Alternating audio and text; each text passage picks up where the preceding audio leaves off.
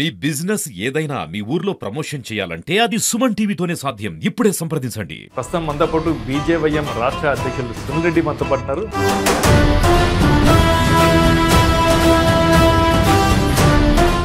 ఎన్నో ఉద్యమాలు పోరాటాలు చేసి ఈ స్థాయికి వచ్చారు. ఏంటి సీక్రెట్ ఏంటి? ఏబీవీపీలో 14 సంవత్సరాలు పనిచేసి మండల స్థాయి నుంచి జిల్లా స్థాయి వరకు, జిల్లా స్థాయి నుంచి రాష్ట్ర స్థాయి వరకు, రాష్ట్ర స్థాయి నుంచి జాతీయ కార్యవర్గ సభ్యులుగా, మండల కార్యకర్తల నుండి ఇప్పుడు రాష్ట్ర అంటే ఒకటి పని చేస్తున్నప్పుడు ఎప్పుడు కూడా మనిషికి సహజం. ఇప్పుడు స్వార్థం లేకుండా ఎవరు కూడా ఏం చేయరు కదా. Yeah, exactly. ఏబీవీపీ ఉద్యమకారులు ఉన్నప్పుడు ఏబీవీపీలో విద్యార్థి సంఘాల సమస్యలు ఏం తెలిచారు? ఈ యొక్క విద్యార్థి సంఘంలో పనిచేయడం అనేది అంత ఆషామాషి విషయం కాదు. ఈరోజు టెక్నాలజీ పెరిగింది, టైం యొక్క విలువ అందరికీ తెలుసు. అంటే ఆ రోజు మీరు ఏం చేసినా గడిచిపోతుందా? ఆ రోజు పని చేయడమే చాలా పెద్ద సవాల్తో కూడుకున్నటువంటి సమయం అది. ఉద్యమాల పేరుతో డబ్బు సంపాదించలేదా? ఒకరిద్దరు ఎవరో దాన్ని బ్లాక్మెయిల్ చేయలేదా? అప్పుడు మీరు చేసే అరాచకాలు బయటపడవు, ఇప్పుడు చేస్తే బయటపడతాయి, అంతేనా? ఎస్, అరాచకాలు అనే విషయంలో మీరు కార్పొరేట్ విద్యా సంస్థలని బ్లాక్మెయిల్ చేయలేదా? పరస్పర సహకారం అంటారు దాన్ని. ప్రైవేట్ యాజమాన్యాలని మీ గ్రిప్లో పెట్టుకున్నారు కదా. అనేక రకాల సమస్యలు చేస్తున్నప్పుడు అనేక రకాల ఆఫర్లు వచ్చాయి.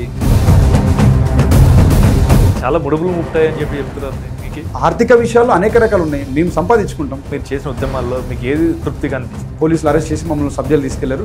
ఎలా ఉంది జైలు జీవితం? 11 రోజులు సబ్ జైల్లో ఉండడం మా తల్లిదండ్రులకు కూడా తెలియదు. మీరు రాయలసీమలో ఉన్న ప్రాజెక్టుల మీద కూడా ఎందుకు ముందుకు తీసుకురాలేకపోయినా? మేము చేసిన ఉద్యమాలు మీరు ఎప్పుడైనా ఐడెంటిఫై చేశారా? మీరు చేశారు. ఒకటండి, కదా వీటి మీద చాలా స్పష్టమైన అవగాహన ఉంది. అంటే ఏబీవీపీకి బీజేపీకి సంబంధం ఏంటి? ఆర్ఎస్ఎస్లో మేమంతా కూడా ఒక భాగ్యస్వామి. మీరు రాజకీయాలకి రావాలని ఎందుకు అనిపించింది? ఎవరు ప్రేరేపణ ఉంది మీకు? మనం దేవుడిచ్చినటువంటి అవకాశాన్ని మనం సద్వినియోగం చేసుకోవాలి. సో పార్టీ ఇచ్చిన అవకాశాన్ని మనం సద్వినియోగం చేసుకోవాలి. ప్రస్తుతం బీజేపీ అధ్యక్షులు మాధవ్ గారికి మీకు ఎలా అనుబంధం ఉంది? మాధవన్న ఏబీపీలో పనిచేశాడు, సో నేను ఏబీపీలో పనిచేస్తాను. అంటే మాధవ్ గారు ఉన్న మీ అనుబంధమే ఇప్పుడు పార్టీ అధ్యక్షులుగా అయినారా మీరు బీజేవైఎం? ఇక్కడ ఇన్ని పార్టీలు ఉన్నాయి కదా, ఉత్తరాది పార్టీలోనే ఎందుకు చేరారు? ఒక విషయం అండి, ఎప్పుడు కూడా ఉత్తరాది పార్టీ డబ్బులు కులం లేకుండా రాజకీయాలు చేశారు. డబ్బులు ఇచ్చి ఓట్లు వేయించుకోవడం అనేది కరెక్ట్ కాదని భారతీయ జనతా పార్టీ సిద్ధాంతం. డబ్బులు ఏందో ఓటు వేయరు కదా. అదే నేను చెప్తున్నాను, డబ్బులు ఏందో ఓటు ఏంటంటే ప్రజలు డబ్బులు అడగల. ఇక్కడ ఎవరు నేర్పించారంటే అది మేమే నేర్పించాం, రాజకీయ పార్టీలు నేర్పించాం. మరి ఎట్ట మారుతుంది అంటారు? ఏది ఈజీ కాదండి, మార్చేంత వరకు కష్టంతో కూడుకున్న పనే. మీరు ఎప్పుడు ప్రత్యక్ష రాజకీయాల్లోకి రావాలనుకుంటున్నారు? రాజకీయాల్లో 100% ప్రజాప్రతినిధి కావాలి. అసెంబ్లీకి లోక్సభకి పోలని లేదా? అది నాకుంటే సరిపోదు, పార్టీ కూడా ఐడెంటిఫై చేయాలి. అలా నెరవేరుతుంది అంటారా? రాజకీయాల అదృష్టం ఉండాలి. బీజేపీ డిక్లరేషన్ బీజేపీ పార్టీ ఇచ్చింది. ఇప్పుడు రాయలసీమకి బీజేపీ పార్టీ ఏమి అభివృద్ధి చేసింది? ఎయిర్పోర్ట్ వ్యవస్థను తీసుకొచ్చింది బీజేపీ ప్రభుత్వమే. వైసీపీ పార్టీ అని చెప్పినారు వాళ్ళు 100 చెప్పుకుంటారండి. 100 పార్టీ వచ్చినాక జిల్లా కోటి అనౌన్స్ చేసింది. అదేనండి, రాజకీయాల్లో అది కూడా ఒక భాగమే. అంటే కాంగ్రెస్ పార్టీ ఉన్నప్పుడు రాజశేఖర రెడ్డి ఉన్నట్టు కూడా కొన్ని అట్టనే డెవలప్ అవుతూ వస్తున్నాయి కదా. ఇంకా దాని గురించి మనం ఎంత తక్కువ మాట్లాడితే అంత మంచిది. మరి రాయలసీమ సస్యశ్యామలం కావాలంటే ఏం చేయాలా? ఏం చేస్తున్నారు మరి? ఇంతవరకు పోతిరెడ్డి పాటే పూర్తి కాలే. ఆ ప్రాజెక్టు ప్రారంభించినప్పుడు బడ్జెట్ ఎంత ఇచ్చారు? అదే ప్రాజెక్ట్ కిరణ్ గారు, అదే చెప్తున్నా. స్టార్ట్ కాలే. అదే చెప్తున్నా. బడ్జెట్ అదే నేను చెప్తున్నా. నేను అక్కడికే మీరు అడిగిన క్వశ్చన్ కి నేను ఆన్సర్ చెప్తున్నా. ఒకటి వేదవతి ప్రాజెక్టు, గుండ్రేవుల ప్రాజెక్టు ప్రారంభించినప్పుడు మేము అధికారంలో లేము.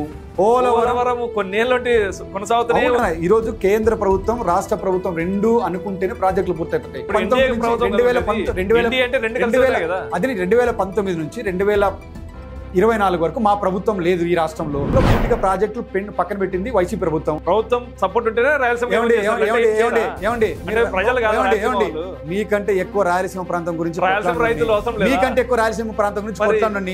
మీకంటే రాయలసీమ ప్రాంతం గురించి ఎక్కువ అవగాహన, మీకంటే రాయలసీమ ప్రాంతం గురించి కేసులు పెట్టించుకున్నాను. మీకంటే రాయలసీమ కోసం ఎక్కువ ఒక్క నిమిషం. అంటే మీరు ఇక్కడ రాయలసీమ ప్రాంతం లో అభివృద్ధి చెందాలంటే మేము రాయలసీమ డిక్లరేషన్ ఇచ్చాము. 2018 ఆ టైంలో ఇచ్చాము. అదేనండి, ఇప్పుడు ఒక్క నిమిషం అండి. రాయలసీమ డిక్లరేషన్ పూర్తిగా అమలు చేయాలంటే ఈ ప్రాంత ప్రజలు మాకు ఎందుకు ఓట్లేదు? కదా. ఆదోనిలో ఒక సీటు గెలిస్తే, ధర్మవరంలో ఒక సీటు గెలిస్తే, అదే 14 అసెంబ్లీ సీట్లో బీజేపీ ఈ ప్రాంత ప్రజలు 14 సీట్ల ఓట్లేమని చెప్పండి రాబోయే ఎన్నికల్లో. మాకు ఓట్లేస్తేనే, మా బీజేపీ నాయకులు గెలిపిస్తేనే మేము చేస్తామంటున్నారు. అదెట్లయితే అధికారం ఉంటేనే చేయగలుగుతాం. చేసే రైట్ ఏముంది? ప్రతి మేము ఒక వ్యక్తి కూడా విషయం, GST ఈరోజు మీరేమో జిఎస్టీ ద్వారా వచ్చేటువంటి నిధులతో కావచ్చు, ఇంకో నిధులతో కావచ్చు. బీజేపీ పార్టీ రాష్ట్రంలోనే కాదు కేంద్రంలో ఉంది కాబట్టి అవుతుందండి. నేను అదే చెప్తాను. ప్రజలు నిర్ణయిస్తారు. ఏదైనా సరే ఒక ప్రాజెక్ట్ ప్రారంభించిన తర్వాత 5 ఏళ్ళు అనుకున్నది 10 ఏళ్ళు అవుతుంది, 10 ఏళ్ళు అనుకుంది 20 ఏళ్ళు అవుతుంది, 20 ఏళ్ళు 30 ఏళ్ళు అవుతుంది. కానీ మీరు రాయలసీమ కోసం ఇంత పోరాడడం అని చెప్పారు. రాయలసీమ ఇంకా వెనకబడే ఉంది కదా. రాయలసీమ వెనకబడి ఉందని నేను అభివృద్ధి చెందినని పూర్తిగా అనుకోండి. నేను కూడా చెప్పట్లేదండి. ఇప్పుడు మీరు బీజేపీ యువ మోర్చా అధ్యక్షులుగా ఉన్నారు, ఇప్పుడు మీరు కూటమిలో ఉన్నారు, ప్రభుత్వాన్ని ప్రశ్నిస్తారా లేదా? ప్రజా సమస్యలు కావచ్చు, నిరుద్యోగ సమస్యలు కావచ్చు, ప్రాంత సమస్యలు కావచ్చు,